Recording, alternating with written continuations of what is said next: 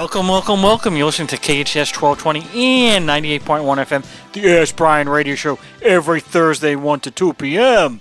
Woo! Wow. So each week, we've been doing this now. I think my first show, my pilot, was in December of 2016, and my show actually started in first week of January 2017. So we're approaching 6-year anniversary. Wow. Very nice. Where's your clap? I don't have one. No, you got to have one of those on. You know, he's an engineer. He should have these claps. I don't know what's going on. All right, so each week we have a show, and we try to help business owners learn something about business. Sometimes we'll have a startup company CEO. Sometimes we'll have just a person that just teaches business classes. Today's class, I should say, I call it a class. You're going to learn all about videography and videos. Some things even the guest doesn't know, but we'll try to hammer them down. But everybody wants to know why the show is Ask Brien, since my name is Peter, and why do you spell Brien with an E? So we have our engineer, Mr. Matt. Where's the clap for that? There you go. All right, see, I'll do my own little clap because you don't have your clapper. Well done. And it's not like, clap on, clap off with the lights. There you go. I know, right? We need to keep the lights on. Mm-hmm. All right, so, I'll just tell people we call the show Brien as opposed to Peter because you can't get the domain name Peter. But, all right, that's the real reason. Now, let's explain to people why Brien is spelled with an E. Matt, give us some reasons why. Well, I always like to start with my favorite, which is E is for education, because we try to educate our listeners each week about business. Well, we try to educate them about business, but we have different methods of educating them, right? So what are some of the methods? I'm quizzing him, and he doesn't know the answer, so this is the kind of part I like. So go ahead. Different methods of teaching? Well, audio, podcasting. Well, no, we use different people. We'll have a CEO of a company who started something from scratch, got something big. Right. One of our founders of Oatly Milk was on our show one time. Also, we had the founder and creator of The Learning Addict. So we've had some quite phenomenal guests. And, of course, we have a phenomenal guest today, but we'll get to that later. Now, the other thing is sometimes we just have people that they don't even have a company, or they may be an advertising executive or something, but they just know something about business. They may know Facebook. They may know website design. They may know videography. They may know some specific category or section, so they can help us out. Right. And these people are another E, which is experts, because our guests are experts in their field. Now, every week somebody says to me, okay, expert, what does that mean? So what are the qualifications to become an expert? No, I'm glad you asked. I am glad you asked, Peter. I am a expert in pain as a Mets and Jets fan, as we've discussed here, and our guest here as well as a Jets fan, so we all know about that. I think the pain for the Mets is kind of going away with the $1 trillion that they're spending on players. That's true, but it takes 10,000 hours to become an expert in your field. So if you break it down over 50 weeks in a year, we're going to give you 2 to go to Hawaii and sip martinis and relax on the beach. 40 hours per week times 50 weeks is 2,000. So therefore about 5 years. But like we always say, no entrepreneur is only working 40 hours a week. Oh, on a part-time job, on a side hustle, maybe. But nobody really is doing that. That is correct. Yeah. It takes a lot of hours to build something, but when you build it, it's yours, and you feel empowered, right? If you build it, they will. Why don't we use E for empowerment? E for empowerment. How about another E? E is for experience, because experience counts. Well, of course it counts, but hold on one second. And when you say experience, isn't that the same thing as an expert?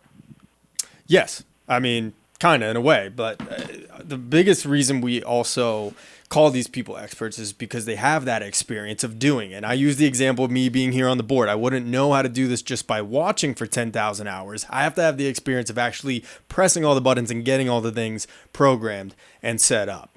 So they kind of go hand in hand in a way. Peter, how about this one for you? E's for empathy, because being empathetic, putting yourself in someone else's shoes to understand your audience, customers, product, services. Well, that's actually very easy for me. You know why? Why is that? Because I'm only wearing a size 9. Most people have a 10, 11, 12, so it's easy for me to put my feet in their shoes, right? Oh, very nice. You're like a chameleon. You can just kind of mix and match into different shoe sizes. Very nice. Very nice.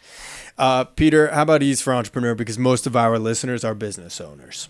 Well, that's obviously correct. Um, but there's like three big ones. We're waiting for our co-host to get one of them. Right. How about E's for enthusiasm? Because being enthusiastic leads to excellence. Excitement! Woo woo! Yes, that right there. And I'm this going. Oh my God! You should have warned me. Anyway. Yeah. We're gonna get Traci in here in a minute. I know she her. says she can't get through. We're gonna try to get her. I think you're in. blocking her out. Here's what we're gonna do. Are you blocking her? Absolutely not. Maybe a little because I'd like to do the E for it. What else does E stand for? Well, we're gonna wait till she comes on because we want to know that one. Okay. Is she there? I think we got her now. Let's give it a try. I think we should have her, and we're gonna send her in right now. Traci, do we have you on the line? Traci. Hello. There we go. All right, Traci. So we've gone through all the E's, and we had one left. And I said, Matt, you can't do it until we get this person on because she knows all about grease lightning. So what about grease lightning? Okay, so yes, that's electrifying, but the E that I was going to add in was excluded because I couldn't get in, and I thought you guys were excluding me. Never. Not Well, you, Traci. I'm going to have to buy a violin now. Anyway. A little teeny Exactly. tiny violin. Well, Trace, That would be extraordinary. I'm glad to have you on. So we're going to get to our guest because our guest is going, what did I sign up for? What am I doing? And, I know Peter for a while, but I had no idea about this. So, Jeff, are you there? I am. All right, and you're still around. Okay, so we didn't kick you out. All right, that you didn't leave. All right, so we've got a couple questions for you. You have this company. Sure. Well, first of all, I want to go a little bit about your background. People don't know who you are. Now, we know you're in the videography business or dealing with videos. How long have you been working in your industry? Sure. So I've been doing this. First of all, thank you so much for having me. I really appreciate it. And I thought Ask Brien was about former Jets kicker Doug Brien. Apparently it is not, but I think he spells it the same way. So does the quarterback. So, there you go. There you go. Who lives in Manhattan Beach, where I live? Although wow. I've never actually seen him.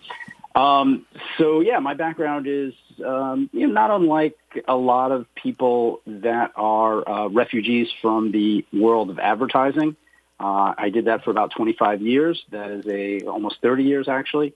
Unfortunately, that's a young person's game. And after, like I said, about 30 years of, getting fired every couple of years, I decided that maybe it was time to get out of the industry. And I found a niche of companies needing content, particularly case studies and trade show videos and the like.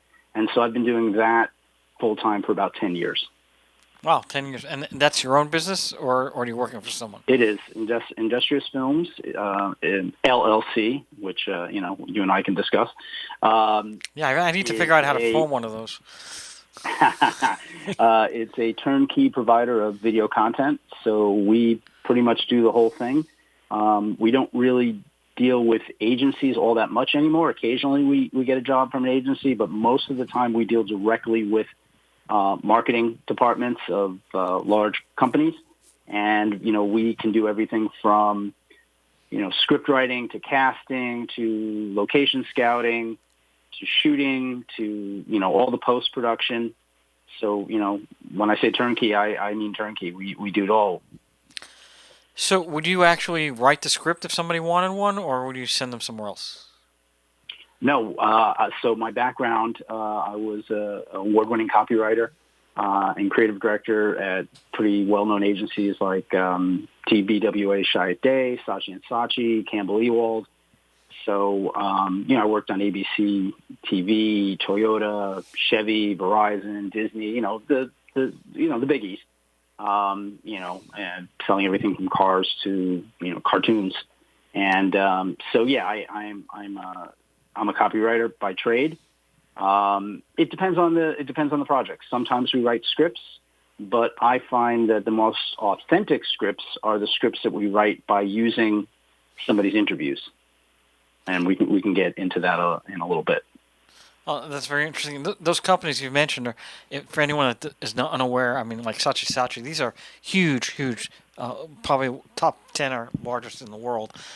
So that's quite the background. And obviously, they don't hire anyone. They only hire people with expertise and experience, and that's what Jeff has. So, couple of things now. What is the major difference between working at a big agency like one of those and having your own business? Because a lot of our people that are listening to the show, they have their own business. So I just think they would like to get a little glimpse of that. Sure, sure. Well, so the whole advertising agency model has changed so drastically and seems to evolve just daily. When I was in the advertising business, it was the traditional, Mad Men structure, where you sat in a room with your partner. I was a copywriter. I'd sit with my art director, and we'd come up with concepts, and, we'd write television commercials and radio commercials and print and billboards and all that kind of thing. And it was kind of great because you didn't have to worry about anything but just coming up with an idea. And then as the world has changed, we've become much more visual. People aren't spending the way they spend on television. The marketing budgets are so fragmented. It became like one copywriter to like 5 art directors. So it was just like, give me some words, make me, let it look pretty. So it just, the whole business sort of has evolved. I can't speak to owning an ad agency. I can only speak to owning a production company. You own your own business, and so I'm sure you can speak to it. I mean, it's everything from, now you have to hire, now you have to find health insurance, now you have to, do everything. And for me, I think the biggest change is really a simple thing, which is when you take days off or when you go on vacation with your family and you're sitting on the beach, you can't really relax because you're like, I'm not getting paid today. I'm spending money, but no money is coming in because I work for myself. I think that's been the biggest change for me over the last 10 years is it's just knowing that I've always got to worry about feeding that funnel. But I think one of the advantages as a small business owner is the freedom, right? You can go to Hawaii. You may not have the money, but you can go whatever week you choose, right? You can schedule things and do things on your own. If you need to take 2 hours off to take your kid to a baseball game or something, you have that flexibility. It doesn't mean that you're financially it might not be a hit, but on an independence level, I've always found that being a small business owner gives you more opportunities to make your own schedule. So. Yeah, Peter, I agree with that to a point, but COVID changed everything, right? I think people now have so much more flexibility because so many more are working from home. And companies are like, hey, if you get the work done, I don't care if you were sitting at your desk for 8 hours or 3 hours, as long as the work gets done. So I think that's changed a little bit. I do know that about 5 years ago, I very much felt that like, look, I have this flexibility that if I want to go for a walk on the beach in the middle of the day, I can do that. But now pretty much everybody can. So, I tell people a lot of times when people say, oh, isn't it great working for yourself? You don't have to answer to everybody. We all have to answer to somebody, right? When I worked on a job with you, you were a client. I had to answer to you, right? It's just a different person you're answering to. The person who signs the checks is the person you answer to. Unless we all win lotto and get to sit on the beach, we're all working for somebody. Sorry. Sorry to be doom and gloom. That's a good point. Now, so you do the whole thing A to Z. Now, do you handle all functions of the project, or do you have other people that work with you? Great question, Peter. So I am not a cameraman. Occasionally, I will pick up the second camera as an assistant if we don't have a second cameraman. But no, I hire a crew. I most of the time outsource my editing. If it's a small job and the budget is not big enough that I can hire an editor, then I'll do the editing myself. But in general, most of my productions are fairly small, so I have a camera person, often a second camera person, a PA, a sound person, and then I have an editor and a graphics guy. So usually it's a team of about 5, 6, depending on the project. But as budgets have shrunk, the crews get smaller. I last year I had a crew of 32. I did a big project with Venus Williams. That same year I, shot, with a crew of 2. So it just depends on the budget and depends on the needs of the client. So I don't want to spend too much time, but you did bring up COVID, so I did want to bring that up. With videography, how was that affected? Because many people not only were working remotely, but weren't actually going out to see people. So, were you doing that over the computer, or how were you doing your videography during that time period? Very interesting. And again, I think 10 years from now, 20 years from now, people are going to look back at this time, the day of the era of COVID, as just drastically changed so many business besides remote working, the way people film, the way people do things. So what really happened during COVID is it became acceptable to see a video where the person was shot, over Zoom or Google Meet or, any of the other various, video meeting apps, which is fine, except it kind of doesn't look great. And the quality isn't there, but there's that immediacy. So we were doing things both ways. In some situations, we were shooting on set and had to, we're a non-union shop. But, for example, when I did the large Venus Williams project, I had to pay for a COVID supervisor on set at about $2,000 a day to make sure everybody had their COVID cards, their immunizations. They had to be wearing masks. We had to have, people had to have space. Eating, we had to spread everybody out, things like that. I also had to hire a nurse to administer COVID tests day of, both days. So, the COVID budget alone, and this is, again, a very small project, but the COVID budget alone was about $8,000. Wow. So, and again, this is a small project. It was probably, probably almost 8% of the budget was COVID protocols. So it was significant, but I think like everything else, right? Clever people figure things out. I heard of a company that created these remote cameras that would show up to like a star's home, and it was like a briefcase, and they'd open it up, and the camera was attached to a built-in tripod, and they would, basically direct. I've had a couple of situations where I directed interviews. Somebody had me up on Zoom while I had a camera person in their house. So it just depends on the situation. But yeah, COVID was interesting to say the least. So we have a minute and a half left. This is kind of pivoting a little bit. What is the most important thing you've learned in business? Whew. I can't curse, right?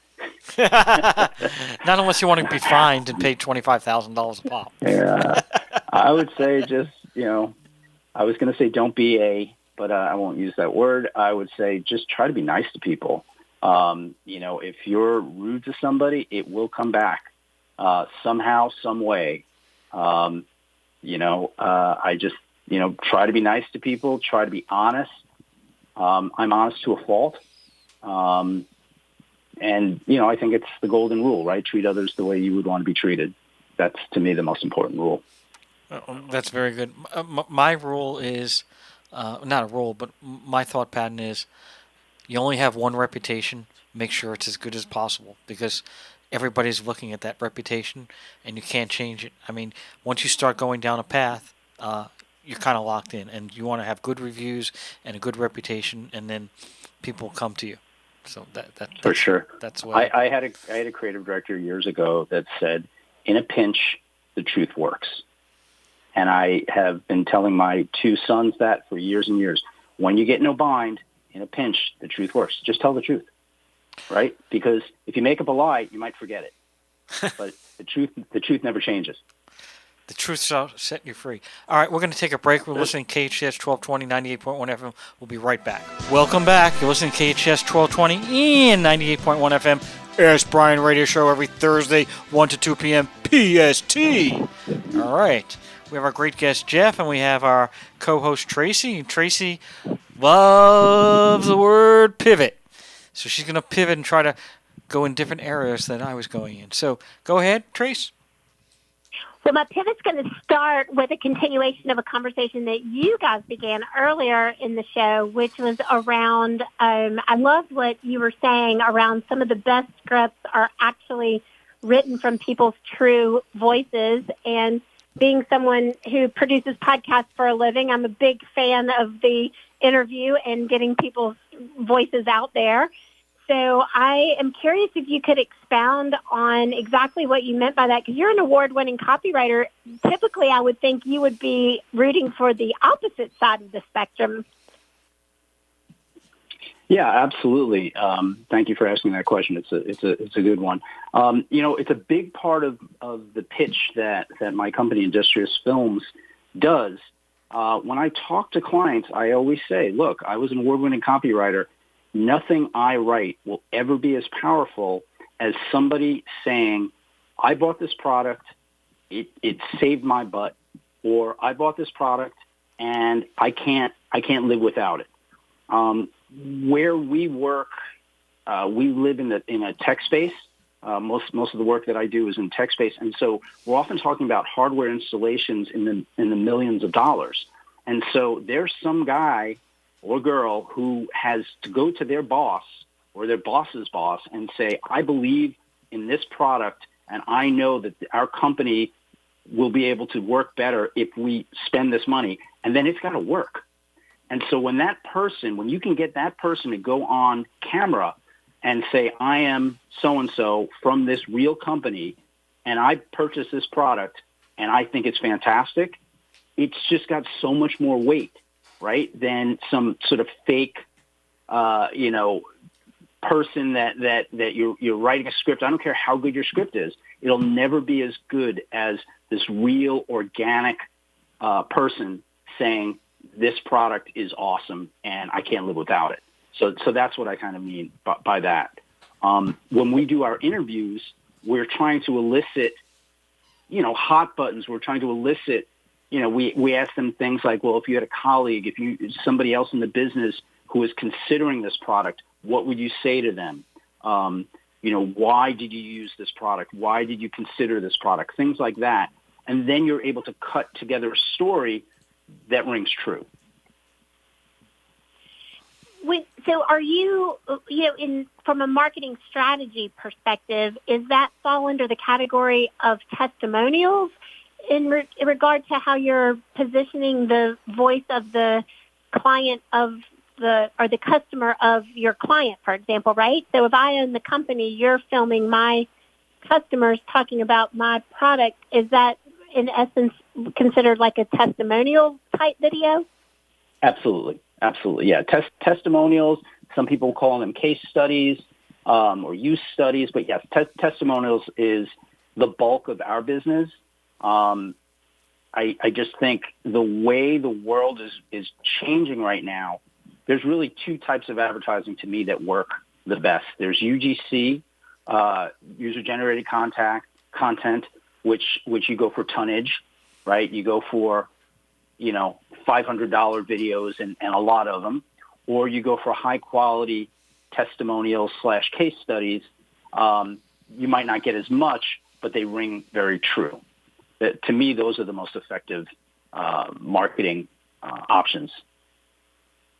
I love that. And so when you're talking about either of those options, what are some of the tips that business owners can do, and how to leverage video, I think, is the question that I'm really trying to get to, is that, we're hearing so much about video is everything. TikTok blew up this year, especially this year, and reels and stories and all of the kind of shorts on YouTube. So video has just been a bit of all the rage this year and doesn't look like it's slowing down for 2023. what are some of the tips that you could provide a business owner who may just be stepping into a video marketing strategy outside of the testimonial piece of it? Sure. Well, there's two schools of thumb, two rules of thumb or two schools of thought. Let's see if I can mash my various 6 of one, half a dozen of the other. Exactly. There's two schools of thought. If I was a new business owner, and here I am, I'm going to give advice that hurts my business. But if you don't have the money and you don't have the clients yet, hire a kid. There are so many young, talented kids who have forgotten more about social media than you and I will ever know. It's just in their DNA. They've been living it since day one. Now, of course, you have to keep an eye on them because, as we've seen, some very, very large companies have had some very, very embarrassing things happen to them on social media because they put their $1 billion Heinz account in the hands of a 22-year-old college graduate who forgets that they're not talking to their friends. So I think that's one thing to do is there's just a lot of great kids out there. The other thing is video is everything. Video is everywhere. So if you spend the time to have a sales meeting and you don't have videography there, you're missing an opportunity. If you don't have somebody shooting behind the scenes, if you don't have somebody shooting interviews because you've got all your salespeople there and you've got an opportunity to ask them questions, it's a missed opportunity. Behind the scenes, presentations, corporate events, any of that kind of stuff, you should be shooting it. You should get as much of it as you can. You can always, you don't have to use all of it, but if you're not capturing it, you never have that opportunity. The other thing is think about the way you can use video, right? So you may have, let's just talk about an event, for example. Let's just say that a company is having a client dinner, right? And so they're bringing in some speakers and I don't know, let's just say it's a $20,000 event. Well, bringing in a video crew, like that can cost money. And you're saying, well, I don't want to waste that money. We're already spending money. But after the event is over, the event is over. But if you filmed it and you have the opportunity to do some interviews and you have some opportunities to do some pitches and you have some opportunities to shoot panels, now all of a sudden you've got all this content and you can cut it up and you can use it in social media. You can use it in emails. You can use it on your website. You can use it on YouTube. So you've got all this ability to get to monetize that event versus just that goodwill that you had at the event, right? Oh, absolutely. Great point. I think we are going to take a break to talk with our sponsor for a minute, but we're going to come back with more of this amazing insights on video and marketing strategies for sure. Absolutely. You don't want to miss a beat. All right. So do we have our sponsor? Are you there, Steph? Yes. Can you hear me, Brian? We can hear you very clearly, more clearly than from Hawaii. Anyway, question for you. What is Albany Farms' sponsorship of Twisted Noodles all about?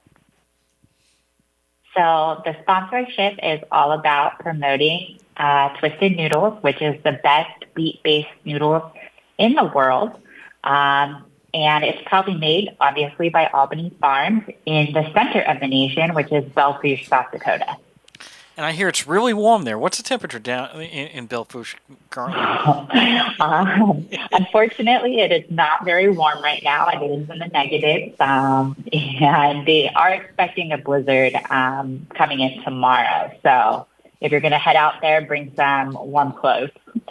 I heard this morning it was minus 47, so that's about the temperature that most people like to be in. Yes, that's correct. Well, that's really interesting there. Hopefully everybody will stay warm. Now, they basically make ramen noodles, is that correct? Or didn't do anything else? That's correct. Okay. Right now, it's primarily ramen noodles. We do have our sights on some future projects that we can't talk about yet, but are very exciting. Maybe if you speak to your attorney, they'll let you. All right. So Yeah. I don't know who that person is. So the next question we have, the other sponsorship that we're sponsoring for us is Legal Steps. And nobody knows, well, actually, Jeff may know, but nobody really knows what Legal Steps is all about. So, can you tell us a little bit about Legal Steps, what they are, what they do? And I always say this every show, it's not the steps to the courthouse. What is Legal Steps? So Legal Steps is a do-it-yourself system to handle legal issues like forming a business in California or even registering a federal trademark, saving you thousands of dollars and empowering entrepreneurs, most importantly, making legal easy.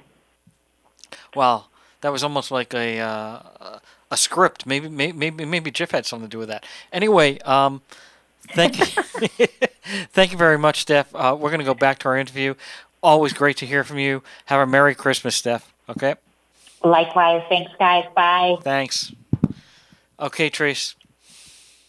Right. So I want to circle back to something that you were talking about when I was asking you about efficiency around marketing, and you mentioned, if budget is can be a constraint, then to hire a kid, and then you were talking about how some of the bigger companies, be careful because you got to make sure that your messaging is right.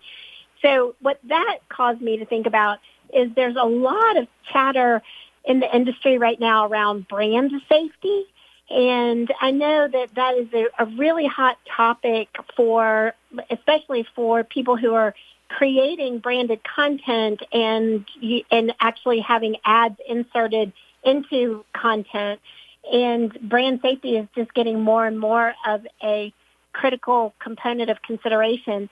Are there any tips that you can provide or any insights that you have on preserving brand safety in a video marketing strategy? Well, that's an interesting question. It's not something that comes up all that much in my world. We deal with some pretty corporate clients, so oftentimes they have a brand book or brand assets that we can look at and see. Okay, this is their look, this is their feel, these are the things they say, these are the things they don't say.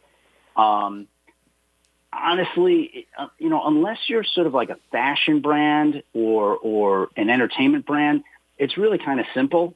Be a prude. If it's like if it seems a little salacious, you probably don't want to do it. It's really that simple. Again, our space is mostly corporate and tech, so this doesn't really come up so much. But I do remember that in my advertising days, when we were doing much more edgy stuff, you kind of had to think like, okay, would my mom be okay with this ad?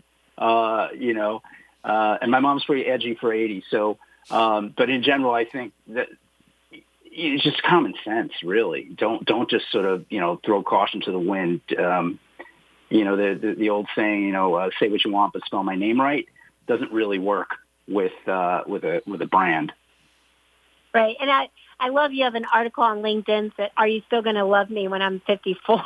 And I think some of that feels like common sense to us, but because the generation below us grew up with a kind of a TMI mentality, sometimes what's salacious to us may not be salacious to a generation that is younger than ours. So that is, I think, probably one of the reasons why it's become such a hot topic. But I love what your point is just basically like be a prude, because if you fault on the conservative side, you're never going to be a victim of the cancel culture, I suppose, right?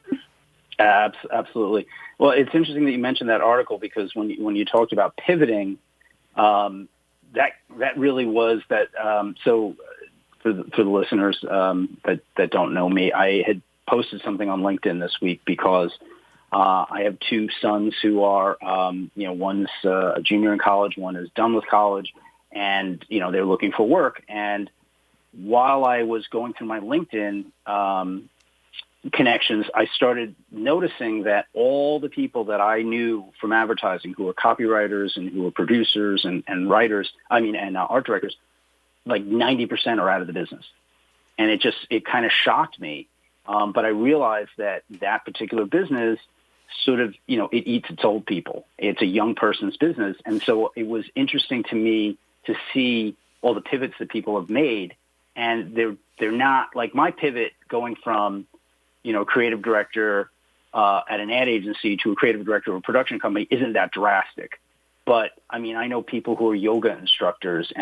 One guy owns a hamburger stand, real estate, just doing all sorts of different things because, that business just is not for old people. So, and by old people, I mean 50. Right. Whoa, whoa, whoa. Like, I try not to use the word old in relation to 54 because that is my age as well. So. Well, I'm actually 56, so it's even worse. So there you go. Oh, that's great. Well, one of the things that I was curious about in terms of running your business. So let's talk a little bit about the operations side of what you're doing. It seems like you, from your website and the amount of remote teams that you have throughout the different cities throughout the U.S. for your on-site filming work, do you have any expertise that you would like to share on managing teams remotely or working in this virtual world? I know we talked a lot about how the pandemic has changed a lot of terms of the, lowering the bar in production quality in some cases, which I think is unfortunate, but true.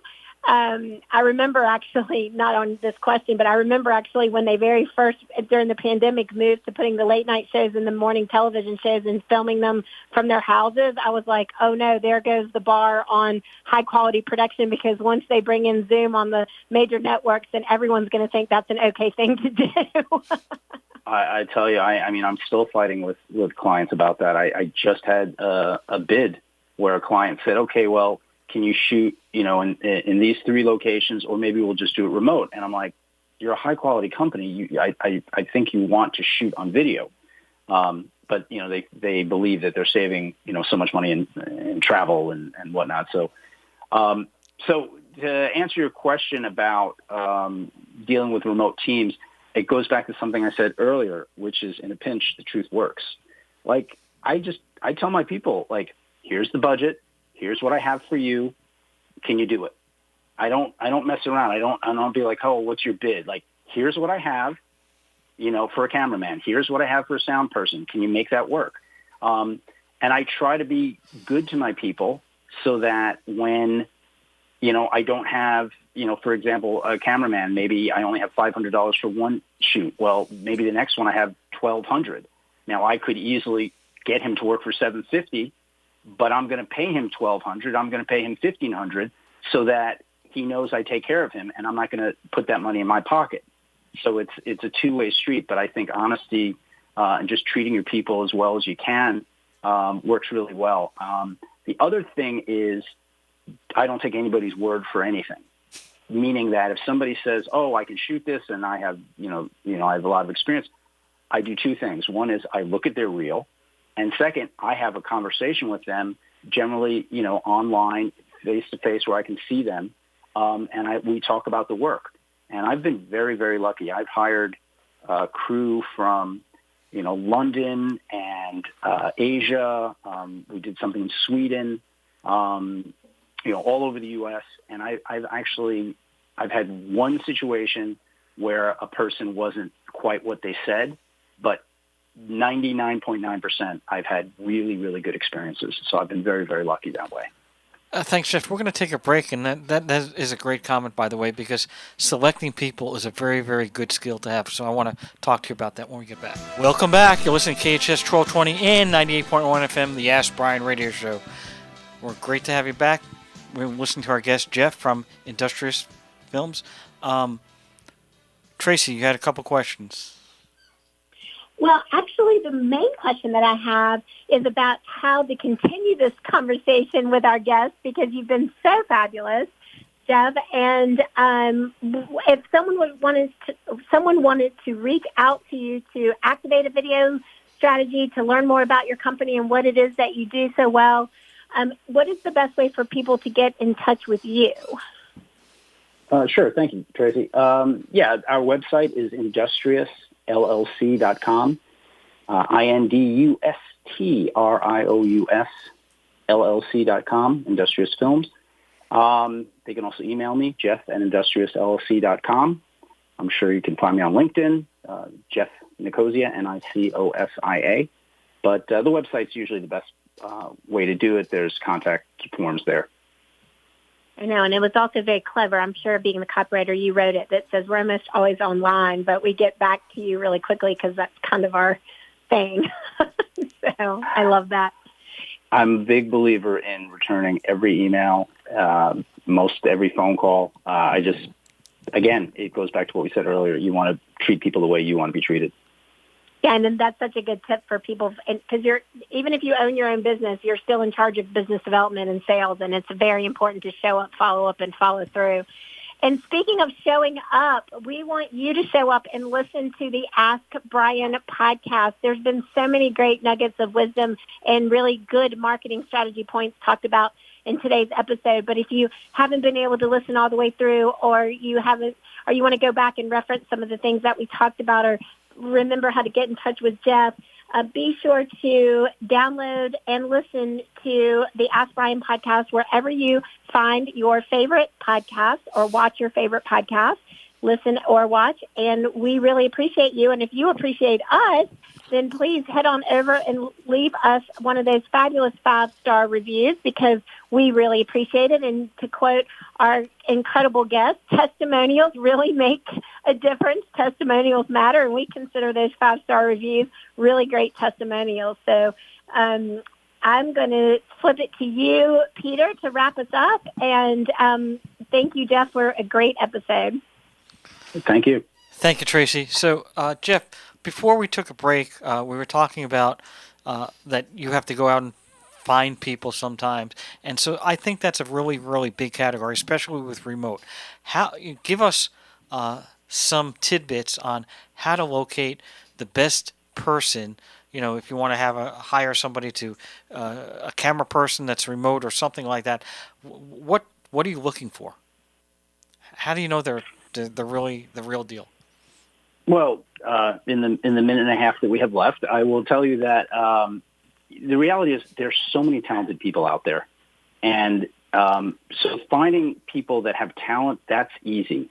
It's finding people that have a work ethic, finding people that are honest, finding people that will show up when they say they'll show up. To me, that's the biggest challenge.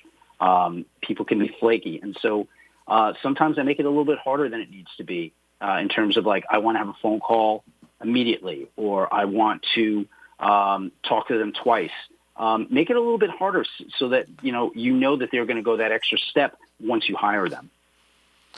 Well, that's a great point. And we have about 25 seconds left, so we don't have a lot of time. What do you think is the best approach for videos? Do you think putting them on social media, putting them on a website? You have about 10 seconds. So. Well, it's an easy answer. Yes. Well, thank you very much. Over and out. KHTS 1220 and 98.1 FM, the Ask Brien Radio Show. Till next week. Woohoo!